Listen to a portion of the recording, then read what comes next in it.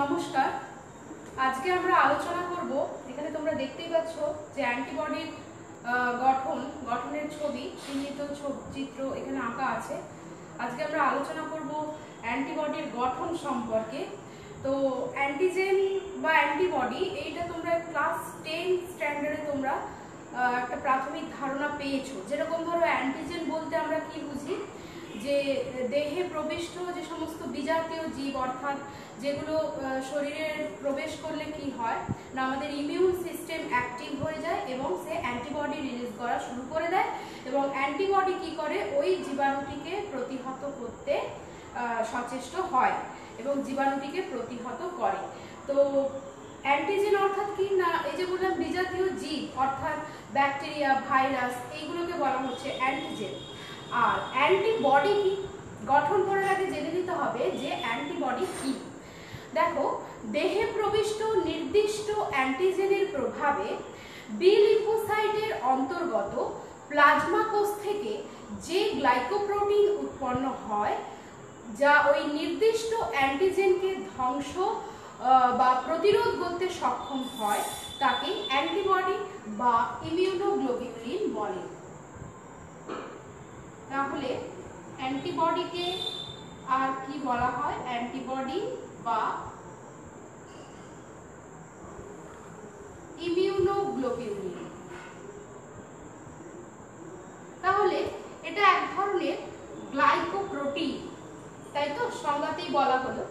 দেখো এখানে লক্ষ্য করে দেখো, এখানে এই ইমিউনোগ্লোবিউলিনও বলা হচ্ছে অ্যান্টিবডিকে। এই অ্যান্টিবডিকে ইমিউনোগ্লোবিউলিন কেন বলা হয়?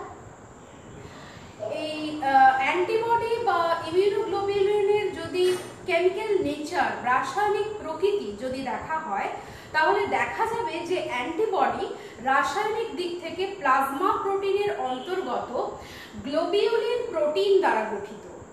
এই গ্লোবিউলিন প্রোটিন দ্বারা গঠিত বলেই অ্যান্টিবডিকে বলা হচ্ছে ইমিউনোগ্লোবিউলিন। দেখো, যেরকম আমাদের এই যে অ্যান্টিবডির উদাহরণ হিসেবে বললে যে মানুষের রক্তরসে অবস্থিত গামা গ্লোবিউলিন হচ্ছে এক ধরনের অ্যান্টিবডি। তো এমনিতে অ্যান্টিবডি কোথায় কোথায় থাকে? প্রধানত কোথায় থাকে? রক্তরসে থাকে, সিরামে থাকে, লসিকায় থাকে। এছাড়াও আমাদের লালারস, তারপরে অশ্রু, মিউকাস ইত্যাদিতেও এই অ্যান্টিবডি পাওয়া যায়।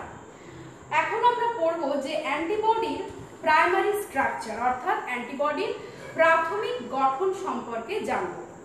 দেখো, অ্যান্টিবডি বা ইমিউনোগ্লোবিউলিন বিভিন্ন প্রকারের হয়। যেরকম ধরো মোনোমার, ডাইমার অথবা পেন্টামার, এরকম বিভিন্ন ধরনের হয়। তো যাই হোক না কেন, প্রতিটি মোনোমারের গঠন বা ধরো ডাইমারের গঠন বা পেন্টামারের গঠন, মানে এর এককের গঠন একই রকমের হয়। অ্যান্টিবডি মোনোমার প্রধানত কি পলিপেপটাইড শৃঙ্খল দ্বারা গঠিত। পলিপেপটাইড শৃঙ্খল,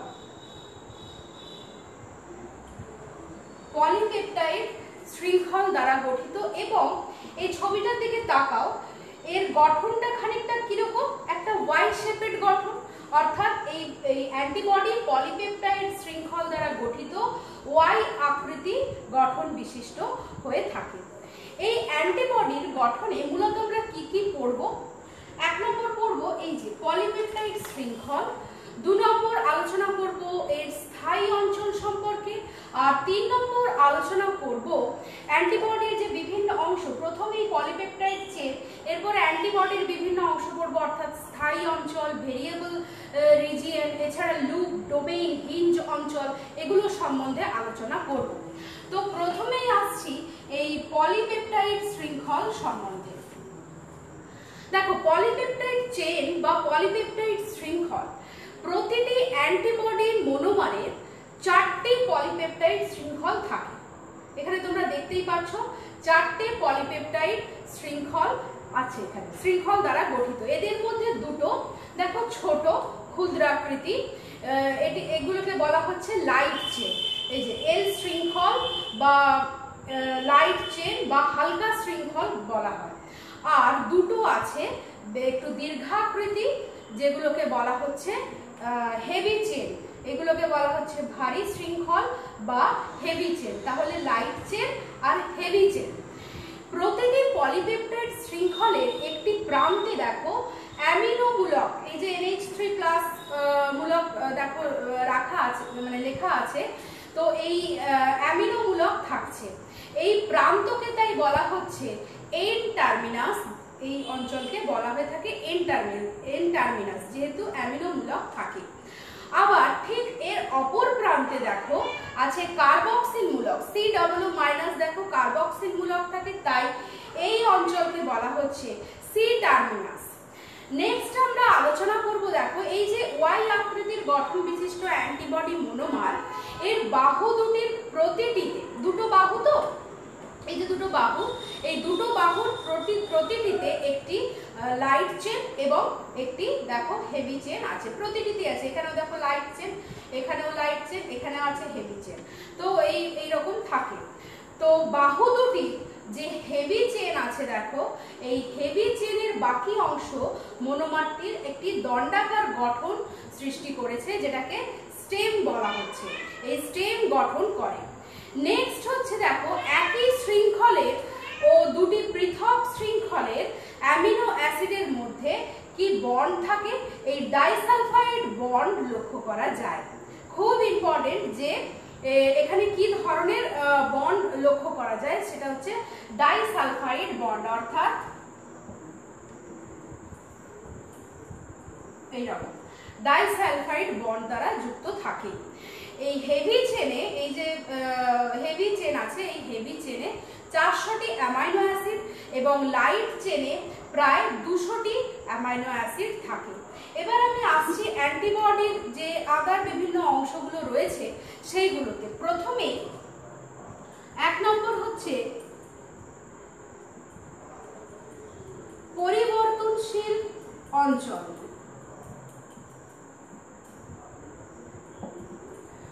পরিবর্তনশীল অঞ্চল নামটাতেই মনে হচ্ছে যে এই অঞ্চলের এমন কিছু গঠনগত উপাদান রয়েছে যেগুলো কিনা পরিবর্তনশীল, তাই এই অঞ্চলকে বলা হচ্ছে পরিবর্তনশীল অঞ্চল। দেখো অ্যান্টিবডি মনোমারের দুটি বাহু তো আছে, যেটা আমি বলছি যে হেভি চেন আর লাইট চেন।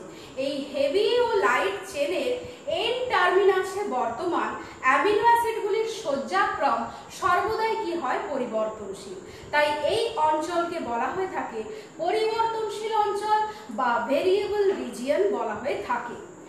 নেক্সট দেখো এখানে লক্ষ্য করবে যে দেখো V L domain, C L domain, এগুলোতে আমরা আসছি। তো যেহেতু এখানে অ্যামাইনো অ্যাসিডের সজ্জাক্রম সর্বদাই পরিবর্তনশীল, তাই এরকম নাম ভেরিয়েবল রিজিয়ন বা পরিবর্তনশীল অঞ্চল। এবার হেভি চেনের এই অঞ্চলকে কি বলা হচ্ছে, হেভি চেনের এই অঞ্চলকে বলা হয় ভিএইচ অঞ্চল বা ভিএইচ।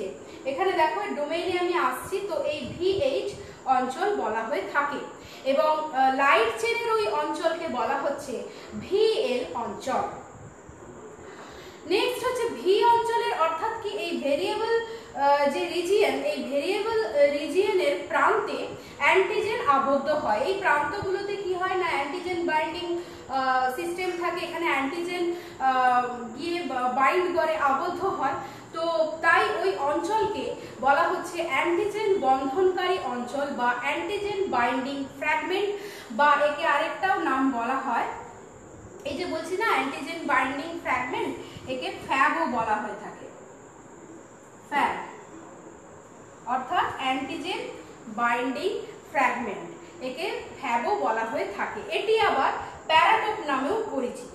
তোমরা পড়েছো এপিটোপ, প্যারাটোপ, তো সেই প্যারাটোপ নামেও পরিচিত। এবার ভিএল অঞ্চলে প্রায় 100 থেকে 110টি অ্যামাইনো অ্যাসিড থাকে এবং এদের সজ্জাক্রম পরিবর্তনশীল। ঠিক অনুরূপভাবে এই ভিএইচ অঞ্চলেও প্রায় কি থাকে, ওই 100 থেকে 110টা অ্যামিনো অ্যাসিড থাকে এবং এদের সজ্জাক্রম পরিবর্তনশীল। এবার ভিএল ও ভিএইচ এর কিছু অঞ্চলের অ্যামাইনো অ্যাসিডগুলো কি হয় না, অ্যান্টিবডি ভেদে অধিক পরিবর্তনশীল। দেখো এখানে লেখা আছে হাইপার ভেরিয়েবল রিজিয়ন।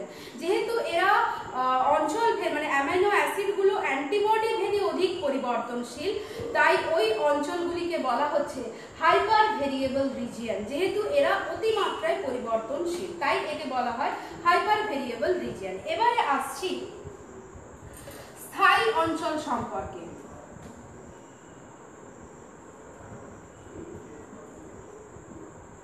স্থায়ী অঞ্চল অর্থাৎ দেখো, পরিবর্তনশীল বা ভেরিয়েবল রিজিয়নের ক্ষেত্রে আমরা কি দেখেছি যে অ্যামাইনো অ্যাসিডের সজ্জাক্রমগুলো পরিবর্তনশীল, তাই এই অঞ্চলের এইরূপ নাম অর্থাৎ ভেরিয়েবল রিজিয়ন। আর এই ক্ষেত্রে স্থায়ী অঞ্চল কেন না, এই ক্ষেত্রে সেই ধরনের পরিবর্তন ঘটে না।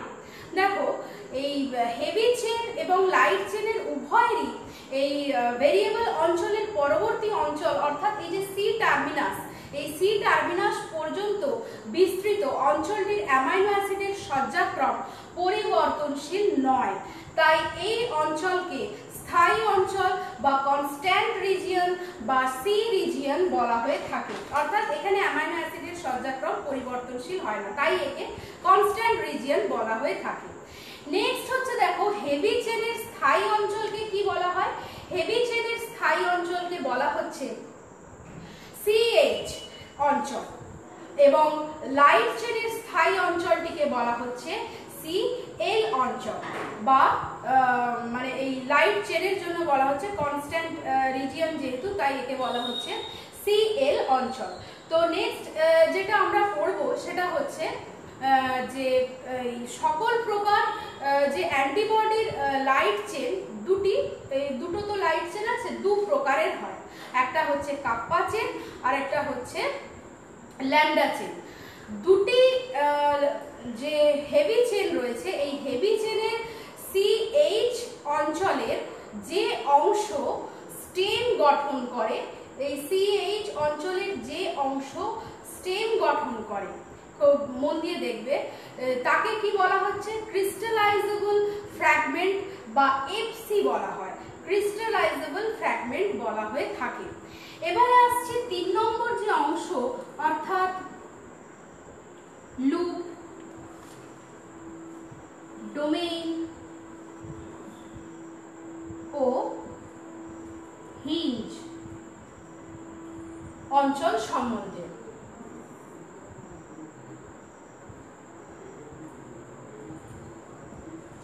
প্রথমে জানবো যে লুপ কি। এখানে এই অ্যান্টিবডির গঠনেতে লুপ কোনটাকে বলছে? দেখো, দুটো তো শৃঙ্খল আছে, একটা লাইট চেন আর একটা হচ্ছে হেভি চেন। তো লাইট চেন ও হেভি চেন এই দুটোতেই কি থাকে? সিস্টিন নামক অ্যামাইনো অ্যাসিড বর্তমান থাকে। এগুলি বিভিন্ন জায়গাতে একই শৃঙ্খলের মধ্যে এই ডাইসালফাইড বন্ড দ্বারা যুক্ত হয়ে একটি লুপ গঠন করে। দেখো, এই যে ডাইসালফাইড বন্ড দ্বারা যুক্ত হয়েছে এবং একটা লুপের আকার ধারণ করেছে।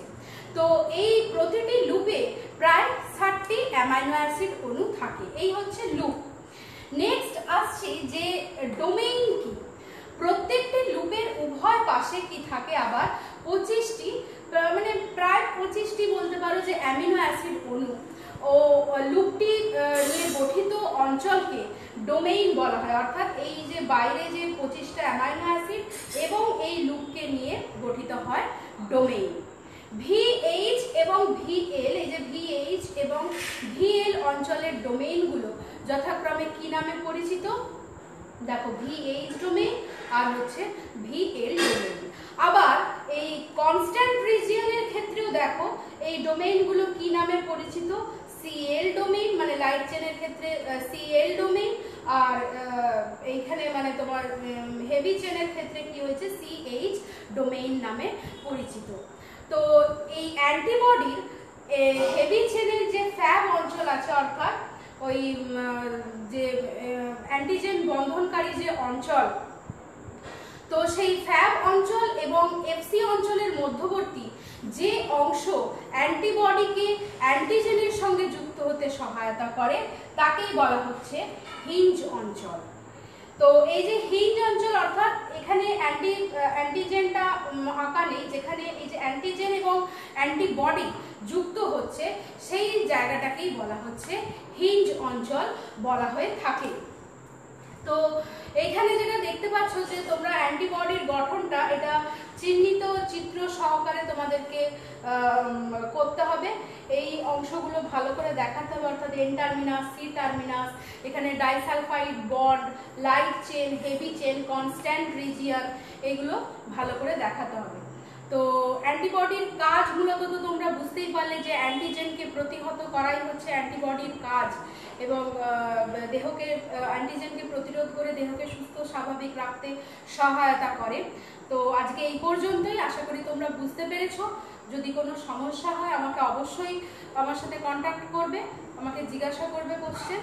তো আজকে এই পর্যন্তই, নমস্কার।